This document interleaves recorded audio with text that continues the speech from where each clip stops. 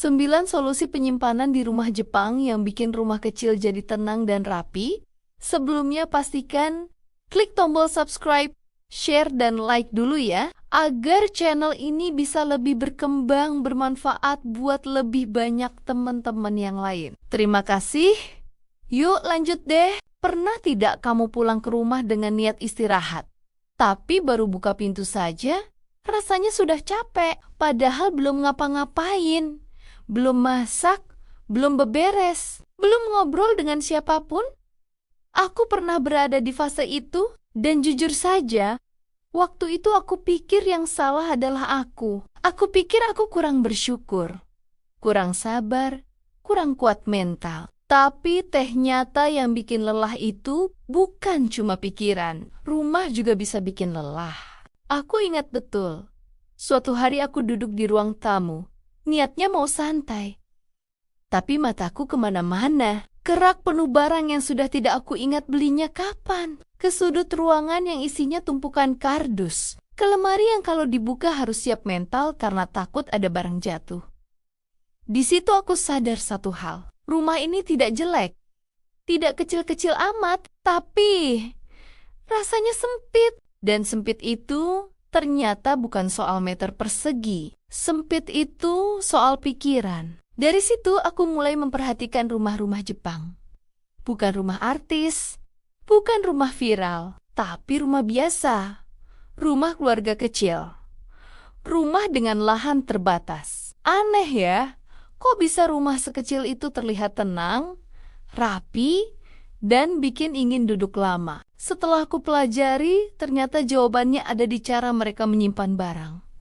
Bukan cuma teknik, tapi cara berpikir. Dan hari ini aku mau cerita 9 solusi penyimpanan cerdas ala Jepang yang pelan-pelan mengubah caraku memandang rumah dan hidup. Kita mulai dari yang pertama, menyimpan barang berdasarkan aktivitas, bukan kategori. Ini kelihatannya sepele, tapi dampaknya besar. Kita biasanya menyimpan barang berdasarkan jenis. Semua alat dapur di dapur. Semua alat tulis di satu tempat. Semua kabel di satu laci. Masalahnya, hidup tidak berjalan berdasarkan kategori. Hidup berjalan berdasarkan aktivitas. Orang Jepang paham ini. Mereka menyimpan barang sesuai alur hidup. Misalnya aktivitas minum teh. Di satu area ada teko, gelas, sendok, bahkan lap kecil. Tidak perlu bolak-balik. Contoh nyatanya begini. Kalau kamu sering bikin kopi pagi, bayangkan semua alat kopi ada di satu tempat. Kopi, gelas, sendok, gula, bahkan tisu. Pagi hari jadi lebih tenang, tidak ribet, tidak terburu-buru. Aku coba terapkan ini. Awalnya aneh, tapi setelah beberapa hari, aku sadar, aku lebih jarang kesel tanpa alasan. Yang kedua adalah memaksimalkan ruang vertikal. Ini pelajaran besar buat rumah kecil.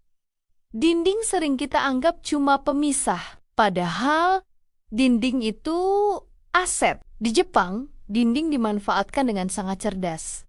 Rak tipis, gantungan minimalis, lemari tinggi, sampai mendekati plafon. Bukan untuk menumpuk, tapi untuk membebaskan lantai. Lantai yang kosong itu efeknya luar biasa. Langkah lebih ringan, mata lebih tenang, rumah terasa lega. Aku dulu suka taruh barang di lantai, keranjang, kotak, tas. Kelihatannya praktis, tapi setelah aku pindahkan ke dinding, rumah terasa beda. Bukan cuma lebih rapi, tapi lebih lapang secara emosi. Yang ketiga adalah furnitur multifungsi. Orang Jepang tidak suka furnitur yang cuma punya satu tugas, karena setiap benda harus bekerja keras. Meja bisa jadi tempat makan, tempat kerja, dan tempat simpan. Bangku bisa dibuka dan ada ruang di dalamnya. Tempat tidur punya laci tersembunyi. Ini bukan soal gaya hidup mahal. Justru ini solusi rumah kecil. Aku pernah beli meja cantik tapi tidak ada penyimpanan. Kelihatannya bagus, tapi lama-lama jadi tempat numpuk barang. Begitu diganti dengan meja yang ada lacinya, hidup jadi lebih tertata, barang punya rumah, Dan aku tidak perlu marah ke barang. Yang keempat adalah menyimpan barang berdasarkan frekuensi pakai. Ini penting banget. Barang yang sering dipakai harus paling mudah dijangkau. Kalau setiap hari kamu harus membongkar lemari hanya untuk ambil satu barang, lama-lama capek. Orang Jepang sangat disiplin soal ini. Barang harian di posisi nyaman, barang mingguan di posisi menengah, barang tahunan di posisi tersembunyi. Contohnya sederhana, peralatan masak harian tidak disimpan di rak paling atas. Karena hidup tidak perlu tantangan tiap pagi. Aku dulu simpan barang sembarangan. Dan tanpa sadar, itu bikin aku sering malas. Bukan karena aku malas, tapi karena sistemnya melelahkan. Yang kelima adalah menghargai ruang kosong. Ini bagian paling sulit. Karena kita sering merasa ruang kosong itu sayang, harus diisi. Harus dimanfaatkan. Di Jepang, ruang kosong adalah bagian dari desain. Ruang kosong memberi jeda, memberi napas. Aku pernah sengaja mengosongkan satu sudut rumah. Awalnya terasa aneh. Seperti ada yang kurang. Tapi setelah beberapa hari, aku merasa lebih tenang. Ternyata mata dan otak juga butuh istirahat. Yang keenam adalah menggunakan kotak penyimpanan yang seragam. Ini bukan soal perfeksionis. Ini soal psikologi visual. Kotak yang bentuk dan warnanya seragam membuat otak tidak bekerja terlalu keras. Tidak ada distraksi.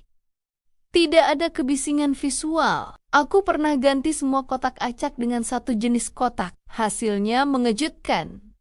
Rumah terasa lebih mahal. Padahal isinya sama. Yang ketujuh adalah membatasi jumlah barang dari awal. Orang Jepang tidak menunggu rumah penuh baru sadar. Mereka sadar dari awal bahwa setiap barang adalah tanggung jawab. Barang butuh ruang, butuh dirawat, butuh perhatian. Aku dulu sering beli barang murah karena lucu, karena ada diskon gede-gedean, karena sayang kalau tidak dibeli. Sekarang aku lebih sering bertanya, apakah aku benar-benar butuh ini? Dan pertanyaan itu menyelamatkan banyak ruang dan uang. Yang kedelapan adalah penyimpanan tersembunyi tapi mudah diakses. Tidak semua harus terlihat, tidak semua harus dipajang. Rumah bukan showroom, rumah tempat pulang. Di Jepang, banyak penyimpanan tersembunyi. Di balik pintu, di bawah lantai, di balik panel. Hasilnya rumah terlihat tenang, tidak berisik secara visual. Yang kesembilan adalah evaluasi rutin barang. Ini bukan buang-buang, melainkan sebuah refleksi terhadap barang-barang lama. Barang yang dulu penting, belum tentu penting sekarang. Dan itu tidak apa-apa. Aku mulai rutin mengecek barang. Dan setiap kali melepas satu barang, rasanya seperti melepas beban kecil. Setelah semua ini aku jalani, aku sadar satu hal. Rumah yang rapi itu bukan soal estetika, tapi soal kasih sayang ke diri sendiri. Memberi ruang untuk bernapas, memberi ruang untuk tenang, memberi ruang untuk hidup yang lebih ringan. Kalau rumahmu kecil, kamu tidak gagal. Kamu hanya perlu sistem yang lebih baik. Dan mungkin hidupmu juga ikut berubah pelan-pelan. Terima kasih sudah menemani dan mendengarkan ceritaku sampai akhir. Sampai ketemu lagi di video berikutnya.